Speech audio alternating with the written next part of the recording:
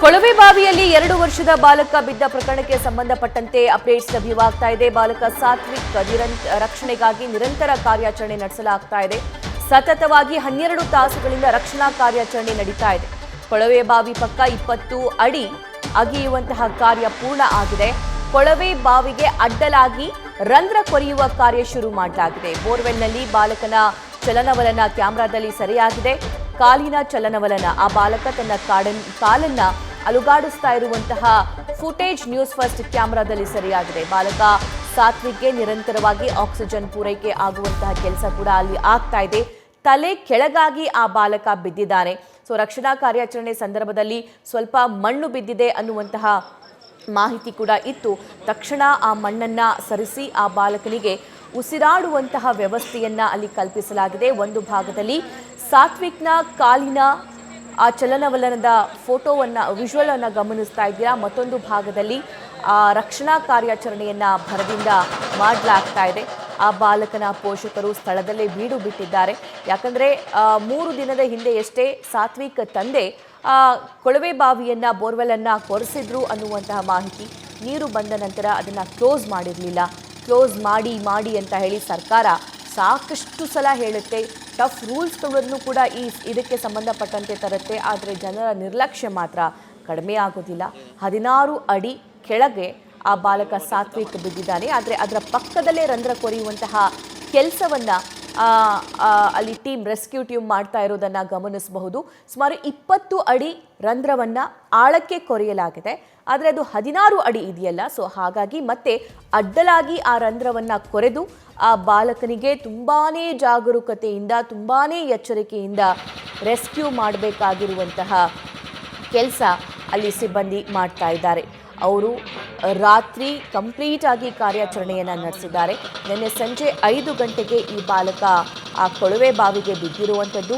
So ಬಿದ್ದ ನಂತರ ಮನೆಯಲ್ಲಿರುವಂಥ ಪೋಷಕರು ಹುಡುಕಾಡಿದ್ದಾರೆ ಎಲ್ಲಿದ್ದಾನೆ ಅಂತ. ಎಲ್ಲಿ ಬಾಲಕ ಅಕ್ಕಪಕ್ಕ ಕಾಣಿಸೋದಿಲ್ವೋ ಆಗ ಕೊಳವೆ ಬಾವಿಗೆ ಬಿದ್ದಿರಬಹುದು ಅನ್ನುವಂಥ ಶಂಕೆಯನ್ನು ವ್ಯಕ್ತಪಡಿಸಿ ಅದನ್ನು ತಪಾಸಣೆಗೊಳಪಡಿಸಿದಾಗ ಆ ಬಾಲಕ ಕೊಳವೆ ಬಾವಿಗೆ ಬಿದ್ದಿರೋದು ಗೊತ್ತಾದ ತಕ್ಷಣ ಅಗ್ನಿಶಾಮಕ ದಳ ಆಗಿರಬಹುದು ಅಥವಾ ಇಂತಹ ಸಂದರ್ಭದಲ್ಲಿ ರೆಸ್ಕ್ಯೂ ಟೀಮ್ ಆಗಿರಬಹುದು, ಅವರಿಗೆ ತಕ್ಷಣ ಮಾಹಿತಿಯನ್ನು ನೀಡಿದ್ದಾರೆ.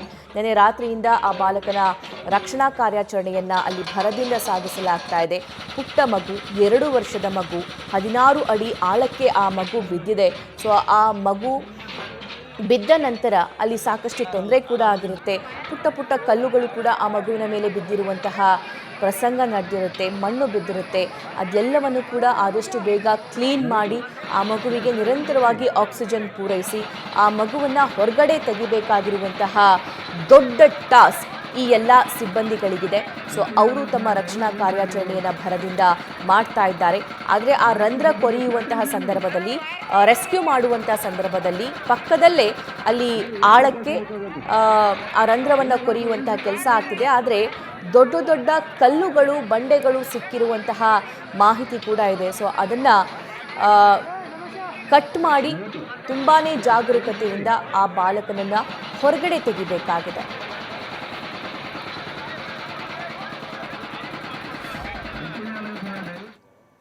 ಮಂಗಳಾರತಿ, ಕರ್ಪೂರ ಆರತಿ ಎಲ್ಲವನ್ನು ಮಾಡಿ ಪೂಜೆ ಸೇವೆ ಸಿದ್ಧಲಿಂಗ ಮಹಾರಾಜರಿಗೆ ಸಮರ್ಪಿಸಿದ್ದೇವೆ. ನೀವೆಲ್ಲ ಇಲ್ಲಿ ವಿದ್ಯಾರ್ಥಿಗಳು ಎಷ್ಟು ಜನ ಸೇರಿ ಪ್ರಾರ್ಥನೆ ಮಾಡಿದ್ದಾರೆ? ನಾವು ಸುಮಾರು ಒಂದು 15 20 ಜನ ಇದ್ದೀವಿ ಪೂಜಾ ಹುಡುಗರು ಅಂತ. ಸಾತ್ವಿಕ ಜೀವಂತವಾಗಿ ಹೊರಬರಲು ಅನ್ನುವಂಥದ್ದು ತಮ್ಮ ಪ್ರಾರ್ಥನೆ, ಇಚ್ಛೆಯೂ ಕೂಡ ಇರೋದು. ಇಚ್ಛೆಯೂ ಕೂಡ ಇರೋದು, ಪ್ರಾರ್ಥನೆಯೂ ಕೂಡ ಇರೋದು.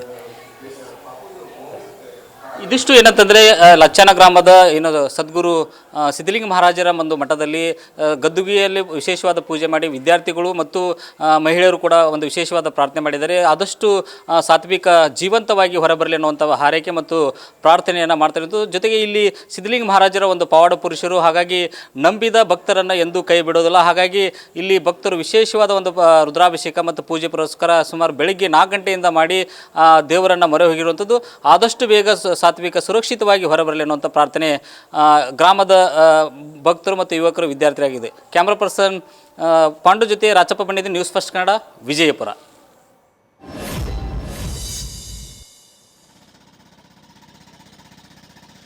ಅಲ್ಲಿ ಡ್ರಿಲ್ಲಿಂಗ್ ಆಗ್ತಾ ಇರುವಂಥ ದೃಶ್ಯವನ್ನು ಕೂಡ ಗಮನಿಸ್ತಾ ಇದ್ದೀರಾ. ಪಕ್ಕದಲ್ಲೇ ಆ ಸಾತ್ವಿಕ್ನ ಕಾಲು ನಾವು ಗಮನಿಸಬಹುದಾಗಿದೆ. ಅಂದರೆ ಸತತ 12 ಗಂಟೆಯಿಂದ ಕಾರ್ಯಾಚರಣೆ ಆಗ್ತಾ ಇದೆ. ಆ ಬಾಲಕ ಸುರಕ್ಷಿತವಾಗಿರಲಿ ಅನ್ನೋದೇ, ಆ ಮಗು ಸುರಕ್ಷಿತವಾಗಿ ಮೇಲಕ್ಕೆ ಬರಲಿ ಅನ್ನೋದೇ ಪ್ರತಿಯೊಬ್ಬರ ಆಶಯ. ಸೊ ಇಂಥ ಸಂದರ್ಭದಲ್ಲಿ ತುಂಬಾ ಕ್ವಿಕ್ ಆಗಿ, ತುಂಬಾ ಜಾಗರೂಕತೆಯಿಂದ ಆ ಕಾರ್ಯಾಚರಣೆಯನ್ನು ನಡೆಸಬೇಕಾಗುತ್ತೆ. ಯಾಕಂದರೆ 16 ಅಡಿ ಆಳದಲ್ಲಿ ಆ ಮಗು ಬಿದ್ದಿದೆ, ಆಕ್ಸಿಜನ್ ಸರಿಯಾಗಿ ಪೂರೈಕೆ ಆಗ್ತಾ ಇರಲ್ಲ.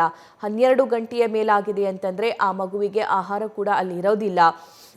ಸೊ ಆ ಸಂದರ್ಭದಲ್ಲಿ ಮಗುವನ್ನು ಹೇಗಾದರೂ ಮಾಡಿ ಬದುಕಿಸುವಂತಹ ಕೆಲಸ, ದೊಡ್ಡ ಟಾಸ್ಕ್ ಈ ಎಲ್ಲ ಸಿಬ್ಬಂದಿಗಳದ್ದಾಗಿರುತ್ತೆ. ಮತ್ತಷ್ಟು ಮಾಹಿತಿ ನಮ್ಮ ಪ್ರತಿನಿಧಿ ರಾಚಪ್ಪ ನೀಡ್ತಾರೆ. ಅವರು ಸ್ಥಳದಲ್ಲೇ ಇದ್ದಾರೆ, ಈ ಬಗ್ಗೆ ಸತತವಾಗಿ ಕವರೇಜ್ ಮಾಡ್ತಾ ಇದ್ದಾರೆ. ರಾಚಪ್ಪ, ಕರೆಂಟ್ ಸ್ಟೇಟಸ್ ಏನಿದೆ? ಸಭಾ ಪ್ರಮುಖವಾಗಿ ಈಗಾಗಲೇ ಸುಮಾರು 11ರಿಂದ 12 ಗಂಟೆ ಆಗ್ಲಿಕ್ಕೆ ಬಂತು. ಈಗ ಕಾರ್ಯಾಚರಣೆ ನಿರಂತರವಾಗಿ ಅಗ್ನಿಶಾಮಕ ದಳ ಮತ್ತು SDRF ತಂಡ ಕೂಡ ಕಾರ್ಯಾಚರಣೆ ನಡೆಸ್ತಾ ಇರುವಂತದ್ದು. ಕೊಳವೆ ಬಾವಿ ಪಕ್ಕದಲ್ಲಿ ಸುಮಾರು 20 ಅಡಿ ಆಳದ ಒಂದು ಅಗಿದು ಅಂತ ಕಾರ್ಯ ಆಗಿದೆ. ಮತ್ತು 20 ಅಡಿ ಅಂದ್ರೆ ಈಗ 16 ಅಡಿಯಲ್ಲಿ ಬಾಲಕ ಸಿಲುಕುವ ಹಿನ್ನೆಲೆಯಲ್ಲಿ ಆ ಕೊಳವೆ ಬಾವಿಗೆ ಅಡ್ಡಲಾಗಿ ರಂಧ್ರವನ್ನ ಕೊರೆದು ಮಗುವನ್ನ ಸುರಕ್ಷಿತವಾಗಿ ಹೊರ ತೆಗೆಯುವಂತ ಒಂದು ಪ್ರಯತ್ನಕ್ಕೆ ಸಿಬ್ಬಂದಿಗಳು ಮುಂದಾಗಿದ್ದಾರೆ. ಈಗ ಪ್ರಮುಖವಾಗಿ ಕಲ್ಲು ಬಂಡೆ ಅಡ್ಡ ಬಂದಿರೋ ಹಿನ್ನೆಲೆಯಲ್ಲಿ ಸ್ವಲ್ಪ ವಿಳಂಬವಾಗಿ ಕಾರ್ಯಾಚರಣೆ ನಡೀತಾ ಇದೆ. ಬಟ್ ಈಗಾಗಲೇ ಏನಂದ್ರೆ ಕಳೆದ 1-1.5 ಗಂಟೆ ಹಿಂದ್ಗಡೆ ನ್ಯೂಸ್ ಫಸ್ಟ್ ಕ್ಯಾಮೆರಾದಲ್ಲಿ ಕೂಡ ನೇರವಾಗಿ ಆ ಕೊಳವೆ ಬಾವಿಯಲ್ಲಿ ಬಿದ್ದಿರ್ತಕ್ಕಂಥ ಆ ಬಾಲಕನ ಒಂದು ಚಲನವಲನ ದೃಶ್ಯಾವಳಿ ನಮ್ಮ ನ್ಯೂಸ್ ಫಸ್ಟ್ಗೆ ಸೆರೆಯಾಗಿರುವಂಥದ್ದು. ಅಂದ್ರೆ ಈಗಾಗಲೇ ಕಾರ್ಯಾಚರಣೆ ನಡೆದ ಸಂದರ್ಭದಲ್ಲಿ ಒಂದು ಬಾಲಕಿಗೆ ಆಕ್ಸಿಜನ್ ಪೂರೈಕೆ ಜೊತೆಗೆ ಒಂದು ಕ್ಯಾಮೆರಾ ಒಳಗಡೆ ಬಿಟ್ಟು ಆ ಮಗುವಿನ ಒಂದು ಚಲನವನ್ನು ಆಧಾರವಾಗಿ ಇಟ್ಕೊಂಡು ಕಾರ್ಯಾಚರಣೆ ನಡೆಸಲಾಗ್ತಿತ್ತು. ಅದು ನೇರವಾಗಿ ನ್ಯೂಸ್ ಫಸ್ಟ್ ಕ್ಯಾಮೆರಾದಲ್ಲಿ ಆ ಮಗುವಿನ ಒಂದು ಚಲನವನ್ನ ಸೆರೆಯಾಗಿರುವ ಹಿನ್ನೆಲೆಯಲ್ಲಿ ಒಂದು ಭರವಸೆ ಮತ್ತು ಕುಟುಂಬಸ್ಥರಲ್ಲಿ ಮೂಡಿರುವಂಥದ್ದು. ಜೊತೆಗೆ ಗ್ರಾಮಸ್ಥರಲ್ಲಿ ಕೂಡ ಒಂದು ಪ್ರಾರ್ಥನೆ ಹಾರೈಕೆ, ಮಗು ಸುರಕ್ಷಿತವಾಗಿ ಬರುವಂತ ನಿಟ್ಟಿನಲ್ಲಿ ಸುರಕ್ಷಿತ ಕಾರ್ಯಾಚರಣೆ ನಡೀತಾ ಇದೆ ಅನ್ನುವಂಥ ವಿಶ್ವಾಸ ಕೂಡ ಮೂಡಿರುವಂಥದ್ದು. ಪ್ರಮುಖವಾಗಿ ಈಗಾಗಲೇ SDRF ಮತ್ತು ಅಗ್ನಿಶಾಮಕ ದಳ ಸಿಬ್ಬಂದಿ ಕೂಡ ಕಾರ್ಯಾಚರಣೆ ಮಾಡಿ ನಿರಂತರವಾಗಿ ಮಗುವಿನ ಜೀವನ ಮರಣದ ಬಗ್ಗೆ ಹೋರಾಟ ಮಾಡ್ತಾ ಇದೆ. ಆ ಮಗುವಿಗೆ ಆಕ್ಸಿಜನ್ ನಿರಂತರವಾಗಿ ಪೂರೈಕೆ ಮಾಡ್ತಾ ಇರುವಂತಹ ನಿಟ್ಟಿನಲ್ಲಿ ಮಗು ಬದುಕಿರುವ ಸಾಧ್ಯತೆ ಕೂಡ ಹೆಚ್ಚಿದೆ ಅನ್ನುವಂಥದ್ದು ಕೂಡ ಈಗ ದೃಢವಾಗಿರುವಂತಹ ಮಗುವಿನ ಒಂದು ಚಲನವನ್ನು ನೋಡಿದಾಗ ಕಂಡು ಬರ್ತಾ ಇದೆ. ಹಾಗಾಗಿ ರಾಜಪ್ಪ, ಈ ಮಗು ತನ್ನ ಕಾಲು ಅಲ್ಗಾಡಿಸಿರುವಂತಹ ದೃಶ್ಯ ಇದೆಯಲ್ಲ, ಅದು ನ್ಯೂಸ್ ಫಸ್ಟ್ ಕ್ಯಾಮ್ರಾದಲ್ಲಿ ಸೆರೆಯಾಗಿದೆ. ಸುಮಾರು ಎಷ್ಟೊತ್ತಿಗೆ ಆ ದೃಶ್ಯ ನಮಗೆ ಸಿಕ್ಕಿರೋದು? ಆ ಮಗು ಬದುಕಿರುವಂತ ಚಾನ್ಸಸ್ ಎಷ್ಟಿದೆ?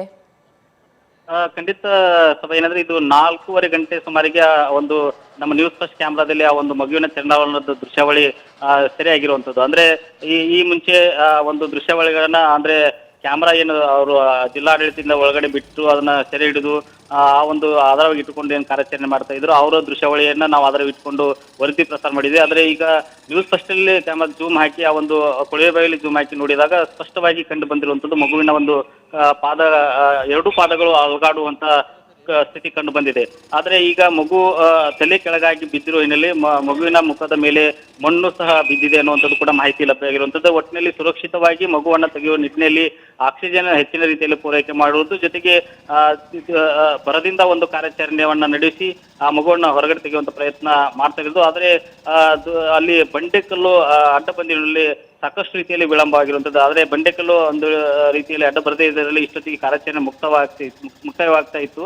ಆದ್ರೆ 20 ಅಡಿ ಈಗಾಗಲೇ ಅಗಲಿದ್ದಾರೆ. ಒಟ್ಟಾರೆ ಈ ಕೊಳವೆಬಾವಿ ಆಳ ಎಷ್ಟಿದೆ ಅಂದ್ರೆ ಸುಮಾರು 260 ಅಡಿಯಷ್ಟು ಆಳ ಇರುವಂತದ್ದು. ಅದರಲ್ಲಿ 1.5 ಇಂಚು ನೀರು ಬಂದಿದೆ. ಹಾಗಾಗಿ ಒಂದೇ ಮಾರ್ಚ್ 2ರಂದು 2 ಕೊಳವೆಬಾವಿಯನ್ನು ನಾವು ಸತೀಶ್ ಅನ್ನುವರು ಕೊರೆಸಿರ್ತಾರೆ. ಆದ್ರೆ ನೀರು ಕಡಿಮೆ ಪ್ರಮಾಣದಲ್ಲಿ ಬಂದಿದೆ ಅನ್ನುವಂತ ನಿಟ್ಟಿನಲ್ಲಿ ಮತ್ತೊಂದು ಎಣ್ಣೆದ್ದು ಬೋರ್ವೆಲ್ ಕೊರೆಸಿದ 2 ಇಂಚ್ ಇದೆ ಅನ್ನೋ ಕಾರಣಕ್ಕೆ ಅಲ್ಲಿ ಮೋಟರ್ ಅನ್ನ ಅಳವಡಿಸಿ ಈ ಒಂದು ಕೊಳವೆ ಬಾವಿಯನ್ನ ಹಾಗೆ ಬಿಟ್ಟಿರುವ ಒಂದು ಸಂದರ್ಭದಲ್ಲಿ ಮಗು ತಂದೆಯನ್ನು ಕಂಡು ಅಲ್ಲಿ ಹೋಗಿ ಆಟ ಆಡುತ್ತಾ ಒಳಗಡೆ ಬಿದ್ದಿದೆ. ಆದ್ರೆ ತಂದೆಯೇ ಮಗು ಬಂದಿರುವುದನ್ನ ನೋಡಿಲ್ಲ. ಹಾಗಾಗಿ ನೀರು ಬಂದಿದೆ ಅನ್ನೋದನ್ನ ಬಿಟ್ಟಿರುವಂತ ವಿಚಾರವನ್ನು ನೋಡ್ಲಿಕ್ಕೆ ಹೋದ ಸಂದರ್ಭದಲ್ಲಿ ಮಗು ಕಂಡಿಲ್ಲ. ಹಾಗಾಗಿ ಆ ಸಂದರ್ಭದಲ್ಲಿ ಹುಡುಕಾಡಿದ್ದಾರೆ. ಆ ಕೊಳವೆ ಬಾವಿಯಲ್ಲಿ ಬ್ಯಾಟರಿ ಮೂಲಕ ನೋಡಿದಾಗ ಮಗು ಕಂಡು ಬಂದಿದೆ. ಹಾಗಾಗಿ ಆ ತಕ್ಷಣ ಸಂಬಂಧಿಸಿದ ಅಧಿಕಾರಿಗಳಿಗೆ, ಪೊಲೀಸರಿಗೆ ಮಾಹಿತಿಯನ್ನು ರವಾನಿಸಿದರೆ ಅಗ್ನಿಶಾಮಕ ದಳದ ಸ್ಥಳಕ್ಕೆ ಬಂದು ಕಾರ್ಯಾಚರಣೆ ನಡೆಸಿದ್ದಾರೆ. ಈ ಹೊತ್ತಿಗೆ ನಿರಂತರವಾಗಿ ರಾತ್ರಿ ಇಡೀ ಕಾರ್ಯಾಚರಣೆ ನಡೆದಿದೆ. ಈಗ ಕೊನೆ ಹಂತದ ಕಾರ್ಯಾಚರಣೆ ಕೂಡ ನಡೀತಾ ಇರುವಂತದ್ದು. ಸಭಾ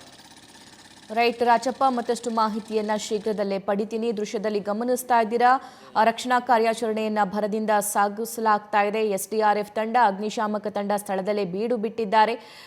ಈ ಆಳಕ್ಕೆ ರಂಧ್ರ ಕೊರೆಯುವಂತಹ ಕೆಲಸ ಆಗಿದೆ. ತುಂಬಾ ಟಫ್ ಟಾಸ್ಕ್ ಅಂತಂದ್ರೆ, ಅಗ್ನಿ ಪರೀಕ್ಷೆ ಅಂತಂದ್ರೆ ಅಡ್ಡಲಾಗಿ ಆ ರಂಧ್ರವನ್ನ ಕೊರೆದು ಆ ಬಾಲಕನಿಗೆ ತುಂಬಾನೇ ಜಾಗರೂಕತೆಯಿಂದ ಹೊರಗಡೆ ತಗೊಂಬರೋದು.